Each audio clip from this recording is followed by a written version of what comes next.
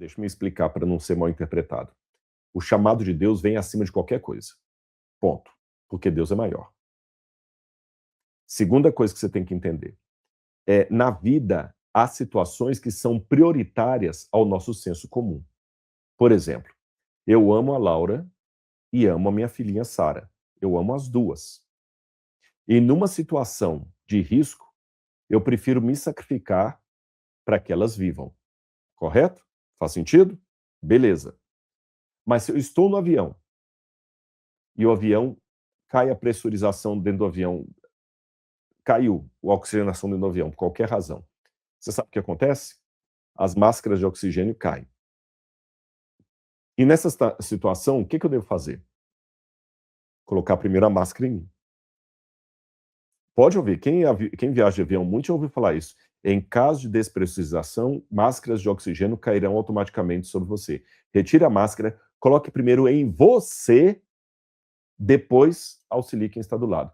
A lógica é muito simples, porque se eu for primeiro colocar a máscara numa criança ou numa outra pessoa, a pessoa se debater, eu também vou perder a oxigenação, eu não vou conseguir colocar uma segunda vez. Então, olha que interessante. Apesar de, numa situação de risco, eu preferir me sacrificar para que a Laura e a Sara sobrevivam, nessa situação específica do avião, eu tenho que primeiro pensar em mim para salvá-las. Eu tenho que primeiro colocar a máscara em mim. Ficou claro? Então, as coisas de Deus vêm em primeiro lugar. Segundo, há situações em que o primeiro lugar é diferente do meu senso comum. Abraão amava Isaac, mas quando Deus mandou, vai e sacrifica, a vontade de Deus vem em primeiro lugar.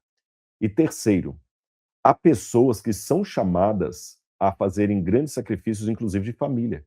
Eu valorizo demais a família, acabei de me tornar pai agora, mas a história está repleta de pessoas que foram chamadas para sacrificar a família. Por exemplo, hoje, muito do que nós temos da ciência, inclusive de raio-x, que salvaram milhões e milhões de pessoas na história, foi graças a Marie Curie, que abandonou a família, abandonou todos, ficou trabalhando dia e noite até sofrendo radiação. E aí? Mahatma Gandhi. Veja a história de Mahatma Gandhi contada pela esposa e os filhos dele. Ele sacrificou o papel de pai, ele foi péssimo pai e péssimo marido. Mas se não fosse o sacrifício dele ao sacrificar a família, a Índia estava até hoje na mão dos colonizadores, dos imperialistas. Um país que, se não me engano, ultrapassou a China em população, deve a sua liberdade a Mahatma Gandhi. E ele teve que sacrificar a família. E eu poderia dar vários outros exemplos. Martin Luther King.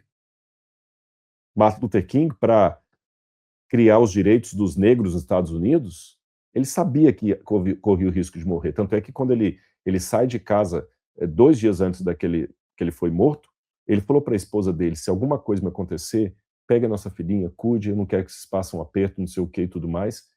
Ele sacrificou, ele colocou o papel de pai e de marido em segundo lugar em prol da causa dos negros nos Estados Unidos. Então Jesus falou que alguns vão ter que colocar a família em segundo lugar pela causa do reino. E os discípulos fizeram isso. Eles abandonaram tudo para seguir a Jesus. Não que a família deles ficaram desatendidas, mas para serem bons pais, bons maridos, eles tinham que ficar quietos dentro de casa, não sair pelo mundo com Jesus. Paulo, por exemplo, tinha que ficar quieto ali. Gandhi deveria ficar com a esposa dele.